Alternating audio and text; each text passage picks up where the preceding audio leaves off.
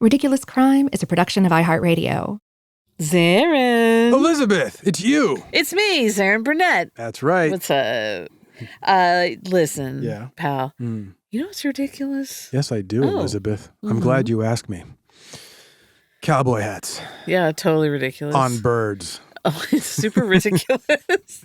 So you got family in Las Vegas. I do. Did they ever tell you about a little time about 5-6 years ago when people were seeing birds fly around Las Vegas with cowboy hats? No, so they didn't share this with me. Apparently for a while, in December of 2019, people were noticing these, quote, "The birds have hats on, bro." So they recorded a 12-second video in a parking lot of these birds like pecking at Doritos, like thrown into a parking lot, just in a normal like 7-Eleven parking lot. Yeah. But the birds were wearing cowboy hats, tiny cowboy hats, little pigeons with tiny but thankfully there's video proof. There is video proof, and the videos were shared and enjoyed by millions. Well, I mean, otherwise it's just someone's word. Yeah. Now people were like, "Oh, wait a minute, did he do this?" And then someone else pointed out that the Wrangler National Finals Rodeo was in town, and they're like, did they do this as like a hype thing for the rodeo? The Professional Rodeo Cowboys Association had to come out and say, we had nothing to do with the pigeons wearing cowboy hats. Wait.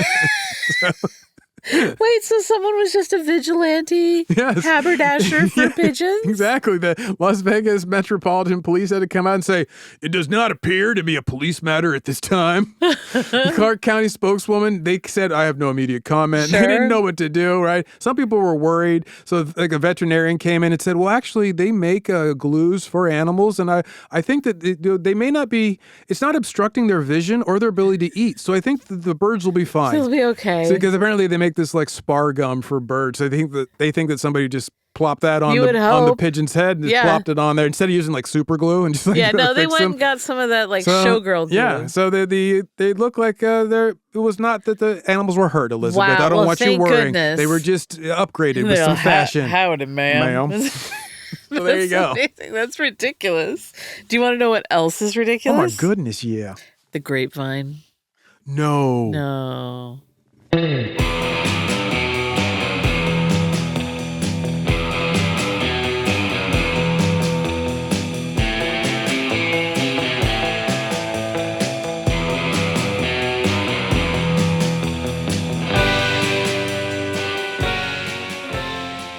This is Ridiculous Crime, a podcast about absurd and outrageous capers, heists, and cons. It's always 99% murder-free and 100% ridiculous. You heard that, right? You all right? Do you pull something? The interns are holding me down. Zaron, you're a big road trip guy. Oh my God, I live for road trips. That's what I did for my birthday last year. I took a road trip by myself across country. Just drove across country. That was my gift to myself. All by your lonesome. I drove across country all by myself. Nice. It was awesome. It took me like 5 days. I loved it. That's pretty cool. It's one of my favorite things to do. I get car sick pretty easily. Oh, that sucks. So they're not my favorite. Oh, that totally. Did it happen even if you're driving? No. I hear that helps. Yeah, if I'm driving, it's not an issue, but I also just don't like to sit for such long periods of time. Yeah, I can just sit for 12 hours as long as the world's moving. I love the concept of a road trip. You're one of those. There are parts that I enjoy. Like, I like going places that I've never been. That's true. You're very adventurous. I love seeing things that I may never see again. This is very true. And the life I love is making music with my friends. So that's why you get on the road again. I get on the road again. But on the road again, Elizabeth. I just can't wait. We're kind of like a band of gypsies. We go down the highway. Oh, making friends. Best of friends. Insisting that the world is turning our way. And our way is on the road again. Okay, so I do love a good roadside stand or oddity. Oh, that's true. You will make us pull over if I'm ever in the car with you on those. They got a lot of those on the old Route 66. You're like strawberries.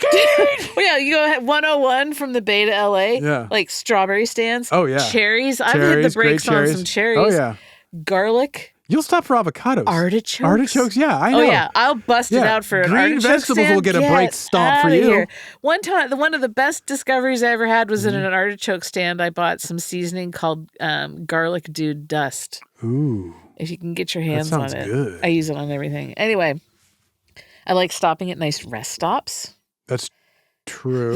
like the nice. What is nice rest stops? The ones well lit, clean ones, and they've got like every conceivable snack. I like the state welcome centers. Oh yeah. When you get to the border and the first rest stop, those are cool. Yeah, I always try to hit those up. Me too. But I'm talking about like when you walk into a convenience store part of it, and they've got every snack that's ever been made, all the 2000 snacks. Are you talking about truck stops? And and then then rest stop, truck stop, and like amazing souvenirs. Okay, yes, the truck stops, 100%. Truck stops are great. Those are awesome. But the clean ones. Yeah, no, it's got to be clean ones. And what's your go-to road snack? Also, I want them to only sell knives, not guns. You yeah. You get to like a truck stop. Yeah, no, I don't want guns there, but like knives, that's cool. Like weird in the glass case. Shot glasses. Yeah, exactly. Where you're Skulls you can drink out of. I'm on the road and I'm buying a shot glass. Well, come on, Elizabeth. It's a gift. No, so what's your road snack? What do you always get on the road? Snack? Oh, I got a sweet tooth, you so I'm eat always the things that you would never touch, like in real life. Oh, well, yeah, you know me. I got a sweet tooth, so that basically means is I get like rare to me gummy worms. So I'm like, I've never tried these, and I get those. Or then like I'll get like not only just the hot tamales, but like a bunch of hot tamales and chocolate, and eat it all at the same time. Like I'm kind of like a bad pre-diabetic basically. I get with the corn nuts. Oh, that's my road you like Funyuns? You like all those? No, you're savory. are those you're cracker tube person. Things filled with cheese stuff? Oh yeah, the cones. What are the combos? Combos. There you go. Oh, they're those terrible. Things are Yeah, absolutely I love terrible. them when I'm in the car. They're like if Hot Pocket was a smaller snack. Yeah, it's so good and so bad. Yeah. Anyway, so I wrote a novel about an epic road trip. You did. A really good one called Driftwood. And I recommend it to everybody. Here I am not celebrating the road trip. I know. Not loving it. I take it all back. I want to go on a road trip. By the way, just how long could you be if we were to say drive somewhere? 5 hours, 6 hours? I like 5, 6 is a good sweet spot. Like when I've driven across country, I've done 8 hours, and that's just like... I've done that with you, I know. I don't like that. That was too much. It's too much for I'm like, let's hit 12. You're like, I will kill you. Oh, hell no. I will jump from this car. I like leisurely things. It was smart. I'd never traveled like that. It's pretty good. It took like how long? 2 weeks? How long did it take us to drive across country? 5 days. But we did 8 hours. Yeah. We could have gone, shorter drives each day and it would have been better. 2 weeks, fine, whatever. It's time to a pig. Okay, so anyway, in my book, yes, the protagonist stops at a rest stop, a gas station on the Grapevine. Yes. And for the uninitiated, that's technically the Tejon Pass. Yes, it's a mountain separating LA from the valley. Yes, so it's that stretch of Interstate 5 between the Central Valley, connects Central Valley to Southern California, cuts right through the Tehachapi Mountains. Yes. There are stops there. Gorman, Grapevine. Yes, I've broken down in many of them. And Lebec. Yeah, Lebec. I know Gorman and Lebec. I'm broke down familiar in with them both. too. Lots of truck stops. Tejon Pass. Motels, fast food, gas stations. Totally. And it's come along a lot, since when we were kids and you'd break down. Oh my gosh, yeah, totally. When you're like, the tumbleweed goes by and there's like a cow skull. I want to focus on Lebec right now, though. This is so not a place that one checks out on Google Street View and immediately adds to the must-visit list. You Google Street View Lebec? Yes, I did. I mean, and I've been there, right? Oh my God, but you know amazing. what? God bless. I wish the place is nothing but the best. But as I went to go Google Street View it, I was like, this is so much different than my normal Google Street View for these things. 100%. Do you know where it gets its name? A Frenchman? Yeah. Like a hockey player. There was a dude, Peter Lebec. And it was spelled with like the QE on the end. He was a French-Canadian trapper in the early 1800s who made his way down to Alta, California. Good hunting back then. Yeah. What was he trapping? Rabbits? What was he trapping, Elizabeth? Naga, prized for their hide. What about beavers? No, it looks like he was after some bears. Bears? Grizzly bear? Grizzly. Yeah. So he caught sight of one in the area that now holds his name. And he gave chase. And he shot it under a valley oak. And the bear's dying act was to maul and kill him. He's like, oh, you got me. Oh, come over. Come look at this wound. I'm sorry to the Lebec family for laughing so hard at your ancestors' It's the circle of life. It's the circle of life. But he did shoot the bear. If you shoot the bear, he may shoot back. Yeah, exactly. So he and the bear were buried at the foot of the tree. Yeah. They were buried together, like in a group grave. By whom? I don't know. A passing Maybe minor. Like the local. That's a big hole. The local tribe. Whoever it was cut back some of the bark on that valley oak and carved Peter Lebeck, Lebeck, killed by a ex-bear, October, OCTR 17, 1837, on the bear spot. They carved That's that. dope. And as the years passed, the bark of the tree grew up over the carving. And then some 50 or so years later, a group came upon the carving all covered up. They preserved it, and then they reburied Lebeck and the bear. Wow. Into like real. And then in 1972, friends of the show, E. Clampus Vitus. Oh, the Clampers. They put up a plaque reading Peter Lebeck, killed by a bear, October 17th, 1837, in memory of a pioneer of whom only conjecture can speak. Dedicated October 14th, 1972, E. Clampus Vitus, Peter Lebeck, chapter 1866. So the Peter Lebeck Nothing chapter... for the bear? No. The Peter Lebeck chapter is the one for Kern County. Oh. And their website is almost as good as ours. Really? Heck yeah. They got way more content. We once got an invite to a Clamper event, but I don't know whatever happened with that. I tell you what, we didn't attend. I tell you what happened. I think I really do want to go to one. I do too. So Clampers, if we got a second invite, we will make it. Clampers, if you're listening, Zaron and I want to go to one of your events. Like, we could turn it into an episode. Totally. Somehow. We love history. We're silly, and I drink. Yeah, there it is. Perfect. Lebeck. So there's a Flying J truck stop in Lebeck. Oh, Flying J. Good. That's my preferred solid truck stop. That is a good, solid truck stop. They're usually clean. Totally.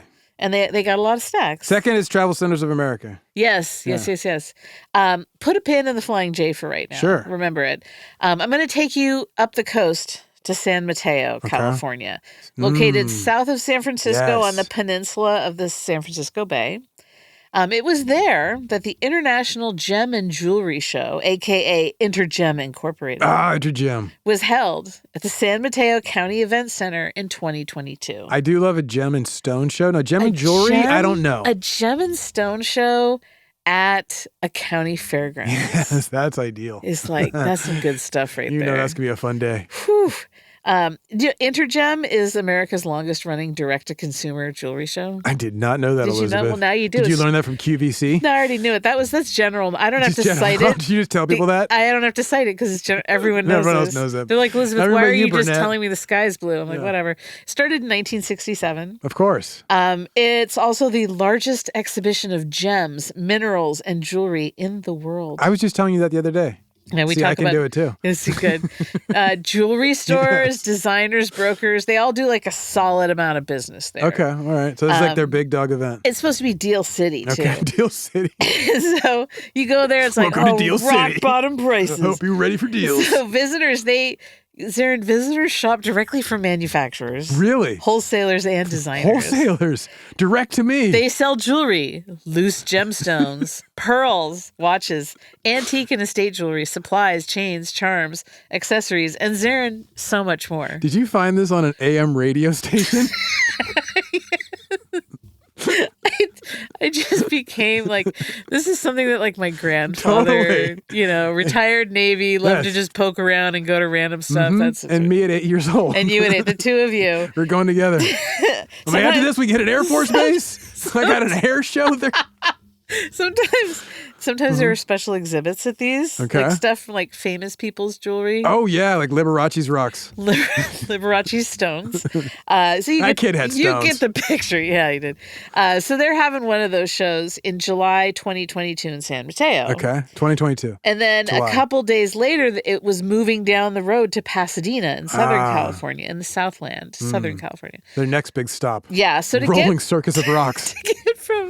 to get from San Mateo to Pasadena to, bedroom communities. Totally. Most folks would take Interstate 5. Totally. 5. Yeah. Or as you Southlander Angelinos say, the 5. Because that's what it is. Yeah. Anywhere south. Freeways were born in Southern California. Sorry. It's south the of the midpoint in the state. It's the 5. We call it 5. Yes, because it's much better to name highways or freeways after what they do and where they go. Or so that Interstate 5. I-5? That's what they call it in Sacramento. Those hicks. Up in San Mateo, 16 of the jewelers and dealers, they loaded 73 orange heavy-duty bags, each weighing about 100 pounds, into a Brinks tractor-trailer truck. Brinks has tractor Oh, trailers. yeah, a big boy, like a long daddy, not one of the armored trucks. Oh, it's not an armored. Is it armored itself? No. Okay, interesting hey, choice. Hey, Zaron, what was in the bags? What's in the bags? What's in the bags? They had sparkling gems, loose diamonds, no loose sluts, Rolex watches, the works, baby, one-of-a-kind dazzlers. You name it. The Dazzlers, baby. You name it. Yeah. Arnold Duke, head of the International Gem and Jewelry Show, said of the haul, quote, "The sheer quantity of gems and jewelry wouldn't fit in one car." My question is, what about a Subaru? There's a lot of headroom. Did you try it, Arnold Duke? Yeah. I don't think he did. Don't speak so I think the answer certainly. speaks for itself. He did not try a Subaru. He didn't try and shove all that in a Subi. At these shows, there are always like public address announcements reminding people to tell security if they see something fishy. See something, say something. Exactly. Okay. So the show's manager... Protect these rocks. Yeah, Brandy Swanson. She actually chased a guy down. Really? Yeah, he was wearing a surgical mask and an earpiece. It's 2022, so he's masking up. It's not out of the ordinary. And he'd been sitting on this folding chair at the expo center just watching everyone pack up. That's but odd. like the show was over and the public had all left. He's got like an earbud in and just casing the joint from a folding chair. Just all do. Then he brought a chair because it's like notes. His legs get tired, Zaron. Yeah, no, he's waiting for his dad to pick him up. She walks up to him. She's like, "What are you all about?" And he was like, "I don't speak English." You're doing a great job. I do that a lot when I don't want to talk to strangers. I don't you ever speak done English that? with a perfect accent. Yeah, and they're just like, "Oh," they ask you something. "Oh, I don't speak English." Yeah, I always just say, "Oh, you don't? That's too bad," and I walk away. I'm gullible. Yeah, no, I just tell them. Does it work? What do people say when you say that? They just kind of stare at me, and I'm gone. Then they call you I'm gone, baby. I'm already walking. I'm out. Yeah, if they're like, "Will you sign this petition?" I don't speak English, or I don't live here. Yeah. Anyway, I got to try to live your lifestyle. You really should. I just walk around wearing shirts of Pablo Escobar. People leave me alone. I noticed that. I see you've got your Pablo shirt on. Fanatic. Yeah. Pablo, honey, come to Ridiculous Crimes. So Brandy, she got the guy kicked out. He grabbed his... Brandy, you a fine girl. He grabbed his chair, and then she watched him meet up with another guy in a surgical mask, and the two of them scurried off. So she told some of the Brinks folks. So she's chasing this pair of doctors.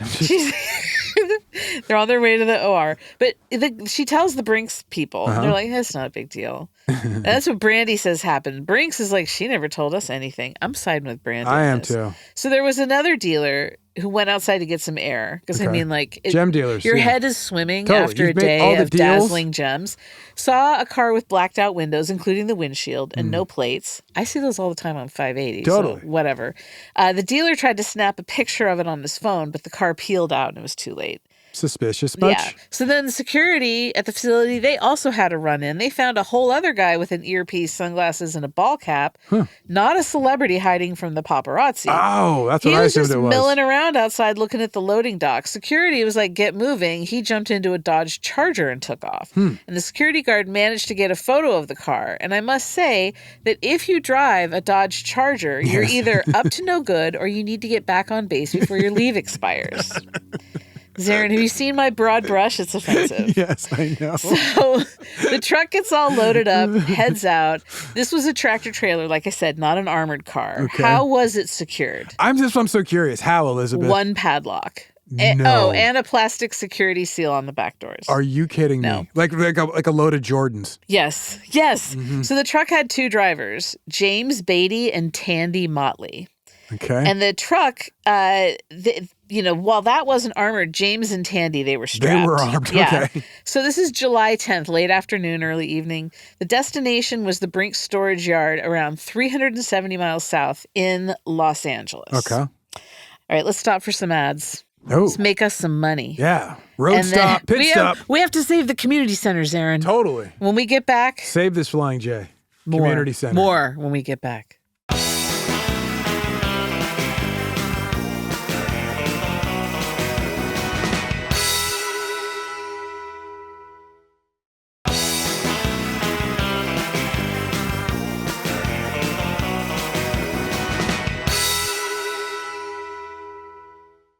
Zaron. Elizabeth. Okay, so James and Tandy, James and his giant peach, aka so Tandy, close.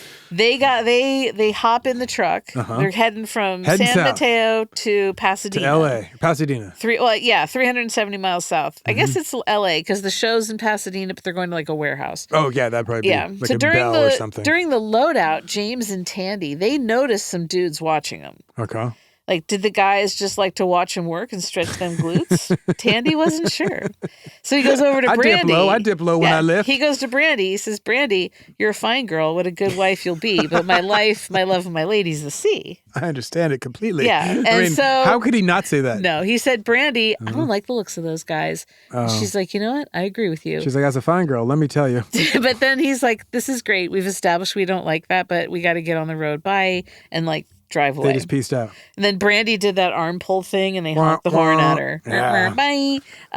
So in compliance with Department of Transportation regulations, James, he went to sleep as soon as they left. What? Rude. I hate when I'm driving a long distance and my passenger falls asleep. It really cheeses me off.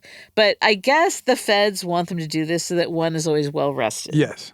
So James, he just climbed into the truck's sleeping berth and had himself a snooze cruise. Good on him. Yeah. So according to reports, the Pop truck... a DVD in, chill out. Chill out. Maybe make some hot tea. Into a cozy zone. Yeah. He put out, like... Got a little crochet blanket his grandma made him. Oh, yeah. So according Got to a little doggy. reports, the truck pulled in for a stop a little after midnight at the Buttonwillow rest area on Interstate 5. McKittrick. Buttonwillow, man. We've all been there. Tandy had to use the little boys' room. Okay. The commode. And that was around 1:49 a.m. And they stopped again at 2:05, this time in Lebec. I call foul on the timing since that it's doesn't work 54 miles down 5 from Buttonwillow to Lebec. That doesn't work out. It's a big old truck. It's not like a supercar. No, that doesn't work out. Even when I drive like 100, that doesn't work out. All of the timing in the court documents was a mess. Yeah. And it makes me wonder what they're covering up, Zaron. What are they covering up, Elizabeth? Is Brinks using new technologies the government doesn't want us to know about? That's my question. It's the only logical explanation. The national security apparatus. Yes. But I think they usually have, at this point, pretty good geolocators, so you should be able to track I really this. think that there's some teletransportation going on and they don't want us to know. Stuff they don't want you to know, like Zaron. teleporting? Yeah. Teletransportation? Teleporting. Anyway, it's 2:05, and for whatever reason, they stopped again. Okay. Like 3:05 would work, but not 2:05. Let's say, it was 2:05. I think that they got was this a day where one of those fallback spring forward days, with the time change where you got an extra hour at 1 o'clock? This is July. Right. Here's what I think happened. I think that the drivers misspoke and then it got picked up in news stories. And I don't think they were looking at official stuff. 3 o'clock would have worked too. No. And I think that they left a little earlier than they said they did anyway. Sure. So I'll refrain from calling them liars. So we've tracked James and Tandy as they cruised the highways of California. Mm-hmm. If you are from the Bay or LA, as we said, you know this drive very well. Very, very well. I can picture the whole thing. I see me doing 90 down 5. See, even you do 90 on that freeway. Even I do 90. It's just, it begs for you got to let that pony run. Nothing but scrub and cattle and the aqueduct around me. Yeah. You sound asleep in the passenger seat. Me fuming and muttering curses at a Tesla doing 60 in the left lane. I'm staying fresh in case I have to drive. It's federal regulations. We've all been there. And now you're there, Zaron. Yes. Close your eyes. Yes. I want you to picture it. My eyes are closed.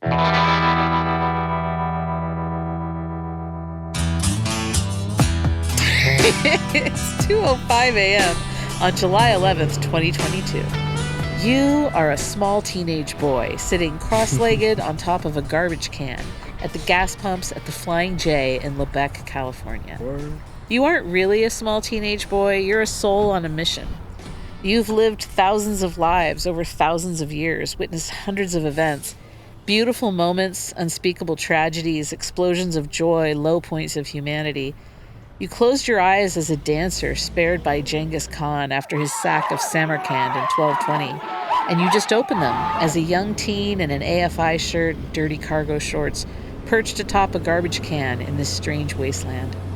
You're facing the Flying J truck stop. It's well lit, but that light doesn't do much to penetrate the dim edges of the truck lot, its asphalt giving way to dry grass and the rolling hills beyond.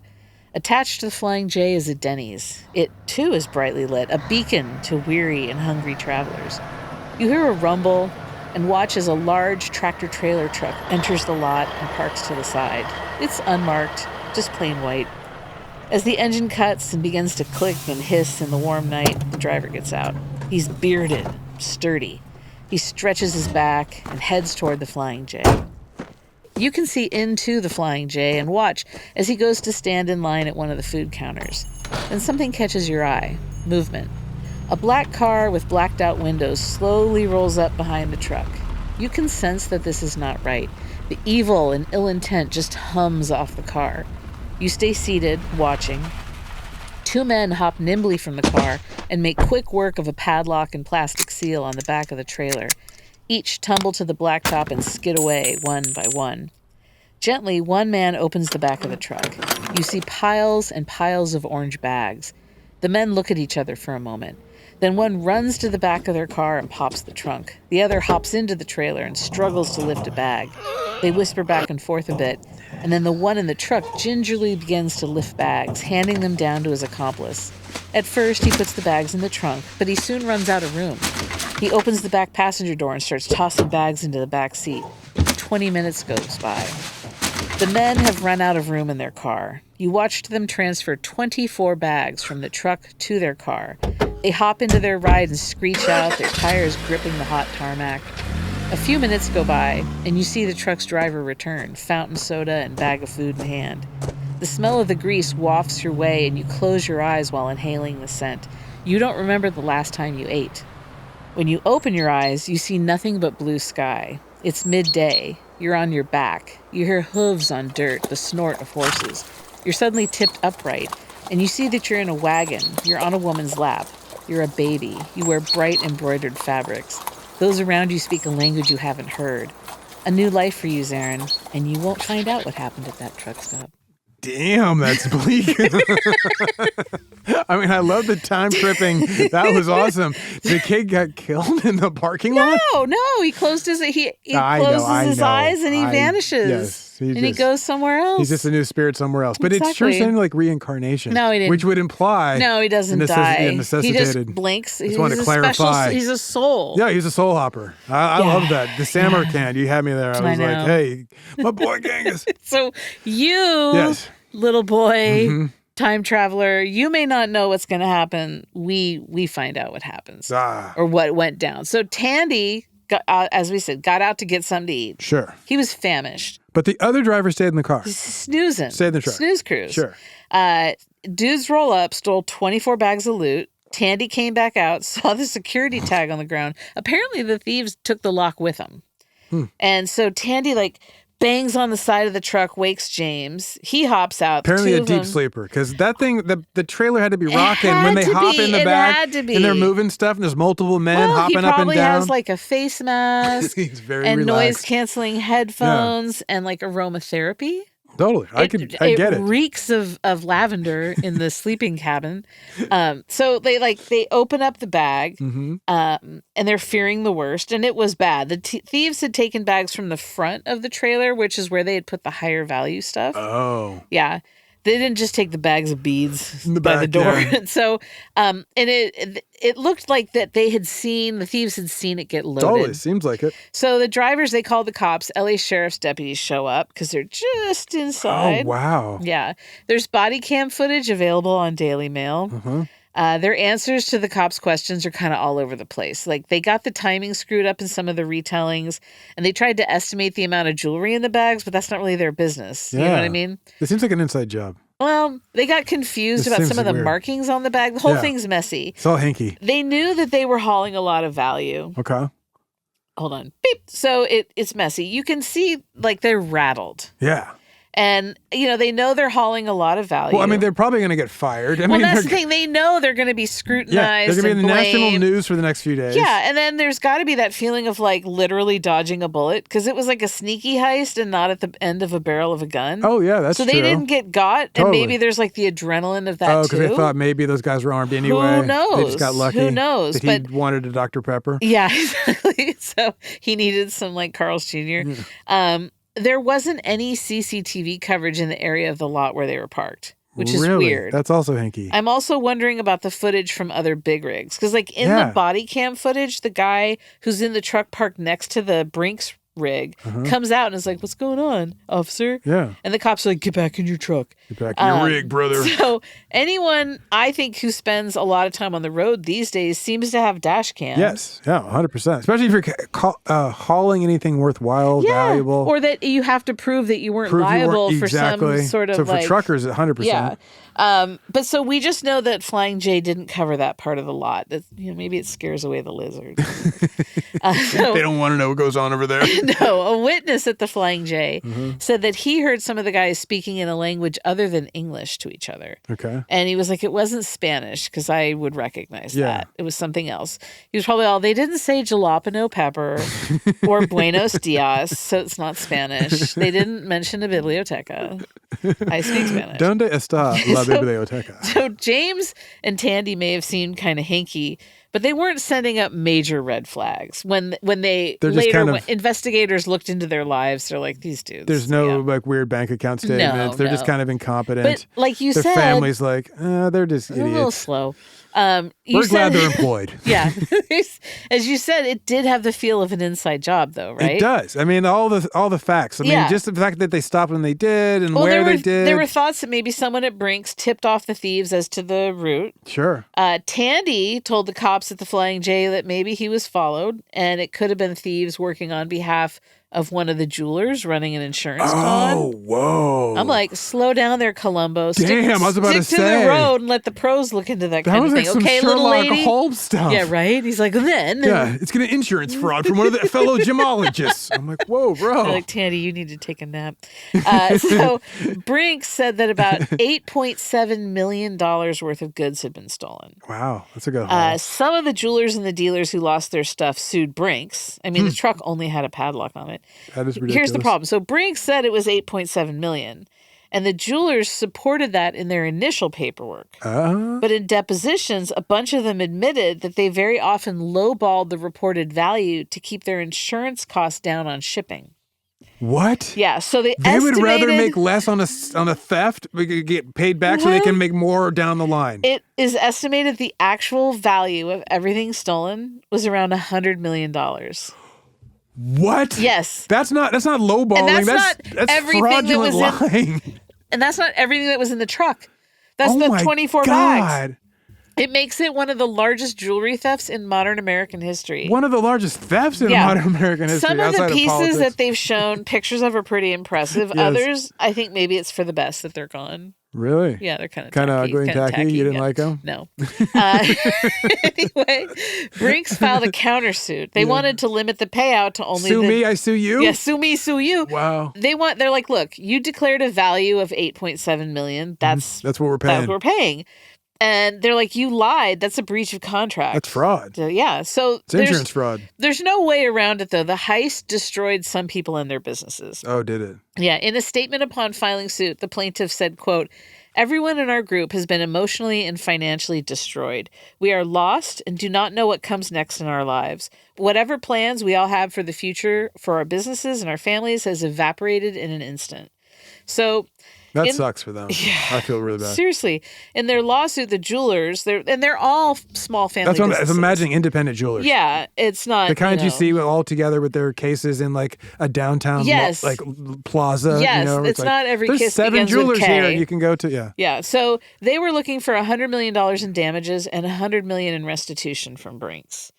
And they said that it was a Brinks employee who told them to undervalue the merch in their pickup manifest, quote, in order to save money because the cost of shipping would be too expensive if they declared the full value of their goods.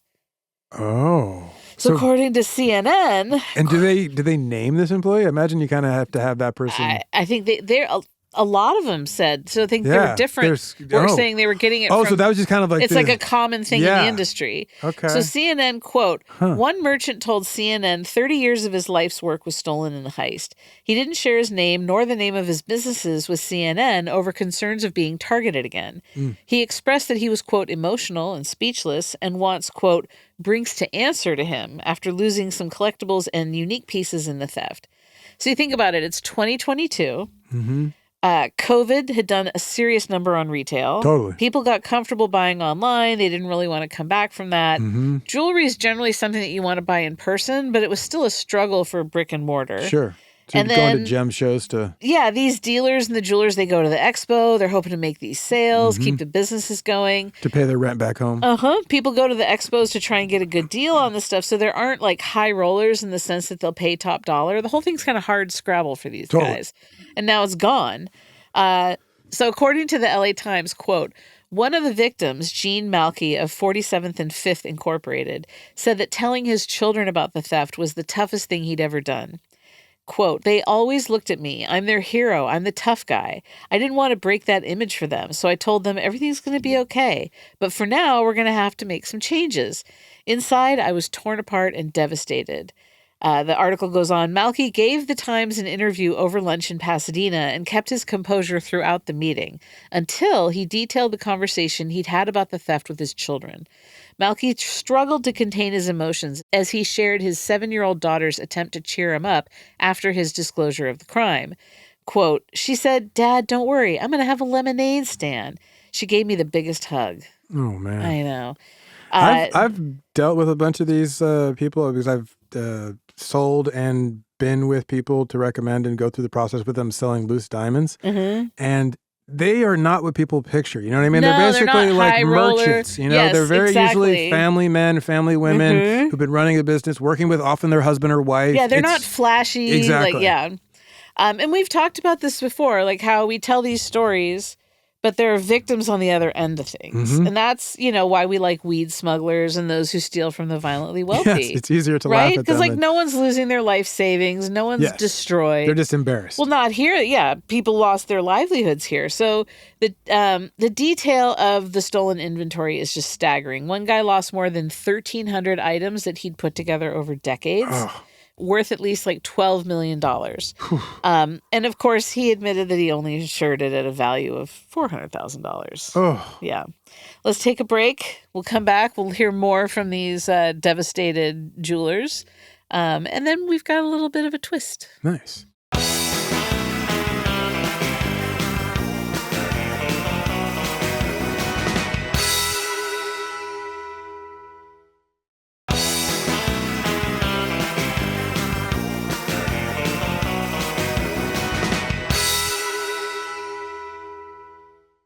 Zaron. Elizabeth. Okay, so we took a little break there. More of these jewelers and designers. Please. There's one, an 83-year-old woman, Amy Kit Sing Leung. Okay. She operated Hawaiian Designs Jewelry. And she said that her business was totally gone after losing $700,000 worth of stuff. Okay. And she said that it was only, you know, in the manifest, she said it was only worth $400,000 because anything else would be too expensive to ship. And what's worse is that she was selling and shipping for others. Oh, like, so she's now on the hook. Yeah, because she's 83. All these other older vendors and those who had like compromised immune systems who didn't want to go get exposed to COVID. Oh, dang. They couldn't be at the show. So now their stuff's gone too. Yeah. So 3 of the 14 plaintiffs in the suit settled with Brinks. Okay. No word on for how much. Some wound up suing Flying J too. They said that there'd been a bunch of thefts at that location and they should have had better security. But is that reasonable? Well, February of 2024, a judge ruled that the examples presented by the jewelers of thefts at that particular Flying J weren't like what happened with the Brinks truck. So there's no way for Flying J to anticipate such a thing. Okay, so this is one of those you have to exercise control kind of thing? Okay. So, you know, I mean, they could have had better camera setups, whatever. But, I mean, especially because, like, think about the amount of merchandise and goods that sits in that lot at any given time. I mean, Like, trailers full of, like, electronics, Old Navy fashions, jelly sandals. So you be breaking in. Vape cartridges, holiday buntings, decorative figurines, cat trees. Xbox games. Clothes soap. Yeah, Zaron, there's no telling what's in those trucks at any Diapers. given time. Diapies. Those things go on the streets. Yeah. Oh, they do. Sell like money. So either way, eggs. The jewelers. Remember those? Jewelers are devastated. Some of them closed their business. Others struggled along. And it seemed to be just an unfortunate and brazen crime now in the past. But then just recently, something changed. What changed? Zaron, we've had this wild ride together with this. It's We one of really the have. biggest jewelry heists in U.S. history. $100 million. Right Crazy. here in the Golden State. Yeah. Can I tell you something, though? Justice never sleeps. Does it not? Does not. Huh. I am Good to know. happy to report Yeah. that on Tuesday, June 17th, 2025, Years after. the U.S. Attorney, Central District of California, unsealed an indictment. Ooh. The day before, June 16th, they'd executed a search warrant and had made arrests in the case The FBI did. of the Brinks truck heist at the Flying J in the back. Whoa. They stayed on it. And it turns out it was a crew that had been planning this for some time, like practicing their heist, pulling other ones. Really? Yeah. I do Fast have and to know furious, huh? that happened like just a few days ago back Yes, in the time when totally. we're recording this. So we just have the arrests. At some point in the future, we'll get a flurry of emails and DMs The rest telling of the us details. about the court case and the sentencing or acquittal. Sure. And I'll give an update then. And then we'll continue to get Instagram DMs about the results of the case for the next year or so, even after I give the update. Such is life. Such is life. I was really hoping that the CHP was playing a prominent role in the bust. God, I love the CHP. I know you do. I really do. We have to talk about that. I know. I respect them. You love them. I do love them. I've been totally treated poorly by the CHP. I know. That's why I want But to I talk to you love about it. You should not love people who treat you so poorly. I respect them. You can respect people who treat you poorly. I respect them. It's a different level of compulsion. You You got to stop licking them when you're around them, though. That's weird at gas stations, and I have to apologize. I need to stop I'm like, she's got a condition. It's okay. Yeah, and I'm like, no, licky, licky. Prosecutors allege that there are seven co-conspirators who carried out the theft. 7? Yeah, the men were each charged with conspiracy to commit theft from interstate and foreign shipment. Could you repeat that one more time? It was conspiracy to commit theft from interstate and foreign shipment. Ah, gotcha. So nice, I named it twice. Some are facing additional charges. Who are they? I was just about to ask, did we ever get the I could list their rumors names. of foreign I could accents? list their names. But you won't. But they've only been indicted, not convicted. So you don't want to. I don't want to put their names that's out fair. there. If you're so inclined and you have too much time on your hands, you can go ahead and get to Googling. Do we know roughly where they come from? This is exactly what I'm going to tell you. Okay, So thank you. I will say that they're all men. Okay. And I'm going to give you their ages and their cities of residence. Ah, okay. So 31 years old, Pasadena. Okay. 36 years old, Boyle Heights. Ah. Currently an inmate in Arizona State Prison. Okay. 41 years old, out of Rialto. Okay, I'm going with Hispanic so far. 60, Rialto and 60 out of Rampart Village neighborhood of Rampart LA. and Boyle Heights, yeah. 33 out of South LA. South, okay. 42, Like Bellflower. 42 coming out of Upland. Upland, okay. And 36 of the Westlake neighborhood of LA. Wow, so like Ventranos. So I will say that if the witness at the truck stop Yeah. did actually see some of them there and heard them talking, then he was wrong about it not being Spanish that they spoke. Yes, because it does certainly seem like it would be They Spanish. didn't say jalapeno popper. You know as well as I that there are many dialects of Spanish. Tons. And I couldn't Even tell in countries. Like I learned Yeah. in Colombia and I could start picking apart accents and be like, oh, you're from Medellin. Right. I can tell. And I couldn't tell from their last names if there was a specific shared country of origin. Yeah. Might be the United States, Could to be Could honest. Or Texas. But Mexican Like it's a different Spanish place. is a lot different than Spain Spanish, Yeah, which is Castilian. different than Colombian Yeah. Spanish, Cuban Spanish. Cuban Spanish. It's crazy. In each of these, they got their own slang, idioms. Anyway, back to the perps. Jay. So if convicted, 5 of them would get steeper charges and could face up to 20 years in federal prison for each robbery charge. Wow. All the defendants could be looking to at least 5 years for the theft conspiracy charge and then 10 for the thefts. Quote, "It was a long time coming, and there were times when the victims and members of the team wondered whether we'd see this success." That's Assistant U.S. Attorney Kevin Butler talking. So what happens with restitution and all that kind of stuff? Like, you know. Oh, I don't even think they touch on that. Yeah, but I mean, is there any hope that, not that they'll recover the gems and then just wait. sell them? Some of the stolen jewelry was recovered during the searches. Some, yeah. And I feel like maybe they held onto the watches. Why the watches? That's just conjecture on my part. You think they liked them? Yeah. But I think it's great that they were able to get some of the stuff 3 years on. The Sure. feds also found a bunch of cash.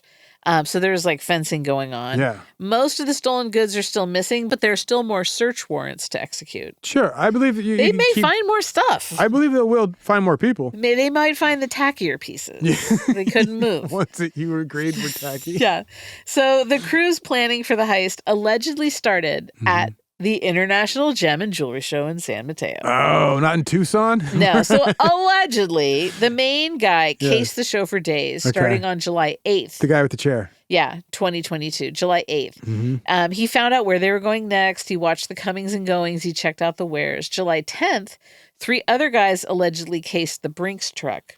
And when the truck left San Mateo, it began what the feds were calling, quote, a complex choreography that ended up in Lebec. It's very fast and furious. Yeah, so there were different cars following the truck, taking turns getting on that's and off what I was wondering. 5 Yeah, that's to like subtly follow the load. Because the drivers, when they were talking to the deputies, it's at night. You're going to up, notice the headlights if it's just the same headlights chasing you. But on 5, you're always going to, you can go a long way with someone right behind you. But I'm saying is if you get off, they get off, you get off, they get off. I mean, that would be weird. Right. And so the guy, when he talked to the deputies, Tandy, when he was like, I don't think we were followed. I didn't see anybody. So they were running rounds on them. And so they're coming on and off. Some are stationed down the highway waiting for their turn to hop on, tail the truck. They would call each other, keep tabs, like this mobile logistics operation. Telling you. It doesn't say in the court filing how the crew gained access to the trailer. Snip, right? Yeah, I'm guessing bolt cutters or a grinder. Which even then, so if they had a grinder like James, you didn't wake up. Yeah, no, I think a grinder would wake him up. I think it's. It doesn't mention if they're armed either. So anyway, most locks are not difficult if it's just Yeah, they broke into the truck. A little liquid oxygen, break that right open. They emptied the bags into the car, and then the indictment says that they drove to East Hollywood, and apparently they had no idea how much stuff they'd gained. Are you for real? No, they just got lucky. It was a major score. They had no idea. So they're just opening these bags being like, oh my God. Could you imagine if you did a crime that was so good that you have to leave your life? Well, in the days afterwards, a bunch of them start deactivating their cell phone numbers. Totally. The best thing you could do is leave the country. Yeah. They must have been so spooked by this. Go to a little ranch in some place that speaks the language you speak, and nobody. They didn't, though. They didn't. This wasn't their first heist, though. Apparently, in the months leading up to the Lebec heist, a bunch of the crew members pulled off a series of thefts all across San Bernardino County. San Bernardino. So, in some of those cases, the MO was railroad thefts? No, it was pretty much the same. Same thing? They would case and Go follow. To truck stops? Yeah, they went to truck stops, similar places. They would, quote, identify and rob, steal, unlawfully take, and unlawfully carry away a variety of merchandise. Sure. So, according to the indictment, these are bandits. Yeah, they used multiple vehicles to follow trucks carrying shipments of electronics and other items until they would reach a stopping point. And then the alleged thieves would rob or burgle the vehicles. Some would allegedly, I'm being very careful here, act as lookouts around businesses where the trucks were parked. Others just did straight up smash and grabs like Bippins. Totally. And they'd head back to L.A., split up the goods, fence them with trusted connections. I painted a couple guys who did this. Oh, you did? Or did similar Maybe things. them. I should have listed the names. No, they're just it's a common form of piracy. Yeah. So in they're fact, just really good at it. March 2nd, 2022, months before the Lebec heist, prosecutors said that members of the crew used multiple vehicles to follow a truck carrying Samsung electronics from Ontario, California. Hell yeah. So when the vehicle stopped at a store in Ontario, crew members allegedly distracted the driver in the shop while some in the group stole the electronics. And I would love to know how they distracted the driver. Was raise their skirt and show a fish-netted calf. They did a mime show with balloons. Yeah, they were someone trips and falls and spills chocolate milk all over the floor, and they're all just staring. Comes to help and they slip. Just starts crying. Anyway. Children are beating up adults. Just what's going on in this town? That haul was worth almost $250,000. That's much smaller. Yeah, but that's huge. That's probably what they normally would get, and that's what they're thinking. Yeah, so less than 2 weeks after that, they got $100 million. They did another box truck, and that one ironically was carrying Apple AirTags. Ooh, that's a rough one. Yeah, the driver stopped for food in Fontana, and the guys made their move. They walked away with $57,000 in AirTags. Is that a lot? Yeah, I guess. I'm thinking, I don't know how much AirTags They're are worth. $25 a piece. Okay. Well, they started to walk away because the driver caught them. Maybe they were AirTagged. So the driver caught the thieves, according to the indictment. One who had a small knife allegedly yelled, "Don't move or I will f*** you up." That's knife, a small knife. Within a small knife. Huh. They had other failures. May 25th, 2022, a bunch of them tried to drive to a truck stop in Fontana to steal from a truck. They used a crowbar to break in. That's what I was just supposed to say earlier. They took off before they could grab anything. Mm-hmm. With the lock conversation, I'm like, it's really not that Later difficult. that same day, they went back to Fontana. Okay. This time they stole more Samsung electronics valued at a little more than $14,000. Good electronics, Elizabeth. Yeah. So reached for comment. Malky, remember the jeweler? He told the LA Times the indictment was, quote, awesome. Quote, I don't know what to say. He said, I'm absolutely shocked. He is a tough guy. He's a tough guy. In response to the charges, Brinks said in a statement, quote, we deeply appreciate the efforts of law enforcement to resolve this matter. We will continue to watch the case closely. Oh my God, what a nothing statement. Absolute nothing statement. Jeez. So that's where we are on this. This is as far as this train goes. Zaron, what's your ridiculous takeaway? I'm still hung up on the idea that if you have a score this big, it's kind of like the plot to No Country for Old Men, where you come along this crazy money, you realize it's life-changing, but then you also realize someone's going to come looking for this. Yeah. And I've got to hide from that person. And if it's crime like they are, it's going to be either law enforcement or fellow criminals. Either one, it's going to be people who are motivated to come find you.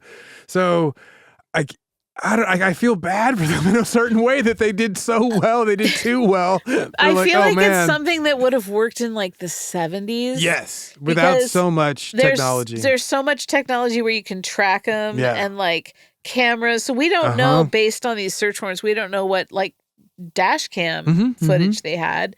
With the jewelry, now they do like microscopic laser the engraving on stuff so that you can track and the holographic marks that are like in different planes. Yeah. So it's like it's so hard to get away with this kind of thing, and we leave a digital footprint everywhere we go.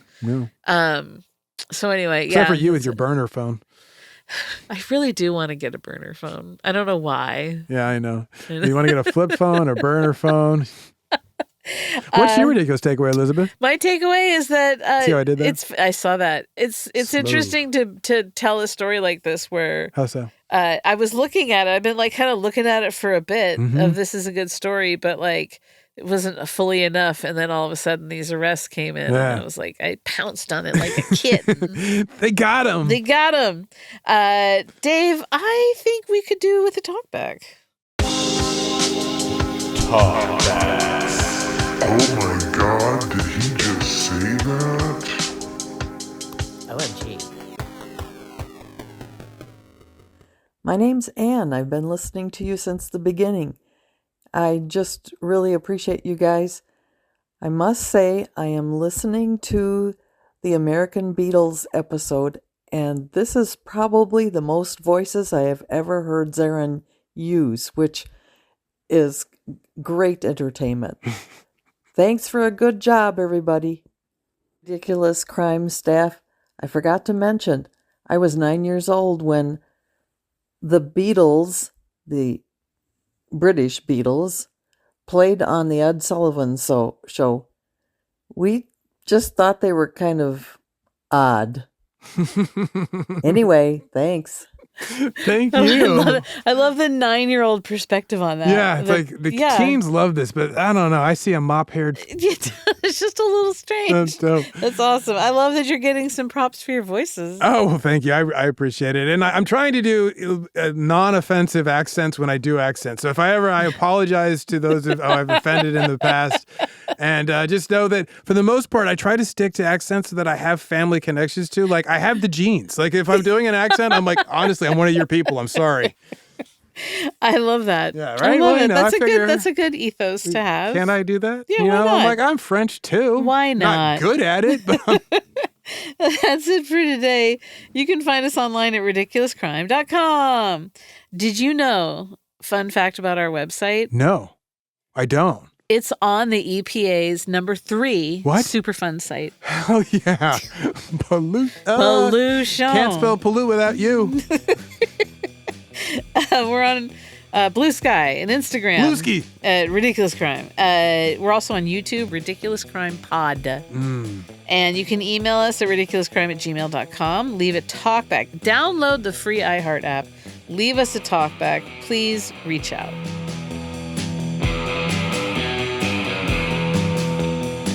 Ridiculous Crime is hosted by Elizabeth Dutton and Zaron Burnett. Produced and edited by Dave Kustin, a friend in the diamond business. Starring Annalise Rutger as Judith. Research is by vintage Rolex restorer Marissa Brown. The theme song is by Flying J Custodians, who are disgusted with how people treat the bathrooms, Thomas Lee and Travis Dutton. Host wardrobe is provided by Botany 500. Guest hair and makeup by Sparkle Shot and Mr. Andre. Executive producers are turquoise bolo tie dealer Ben Bolin and toe ring impresario Noel Brown.